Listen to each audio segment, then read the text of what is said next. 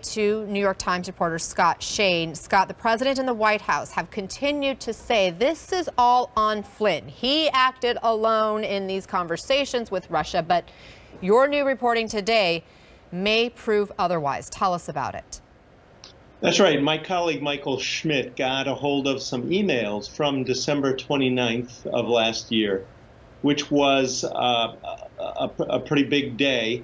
It was the day that Michael Flynn called the Russian ambassador Sergei Kislyak and talked to him, it turned out, about the sanctions that the Obama administration had put on Russia in retaliation for the Russian interference in the U.S. election.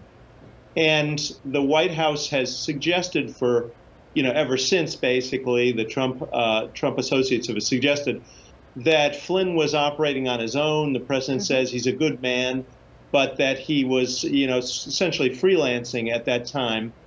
What the emails show and what the documents released when Michael Flynn yesterday pleaded guilty is that actually all of the top transition officials seem to have been aware that he was going to make this call to the Russian ambassador, seem to have been, essentially been briefed on what happened during the call afterward, and that they were all also focused on Russia and how to improve relations with Russia.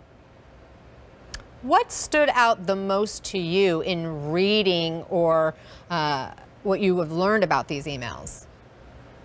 Well, we were given one email exchange, and other emails were described.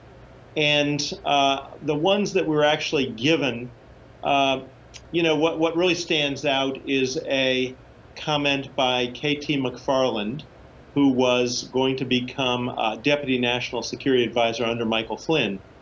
And she actually says, in characterizing, it appears to be her characterizing, how this will look, says that Russia had thrown the USA election to Donald Trump. Now, that, of course, is something that the president denies, that everyone in the White House thinks is an impression that they want to avoid.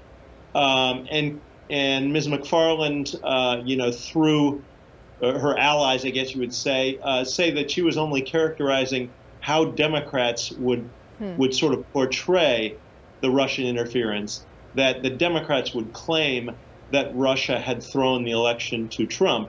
But there it is in the email, and so I think that was quite striking to see that they were, certainly considering that as a possibility.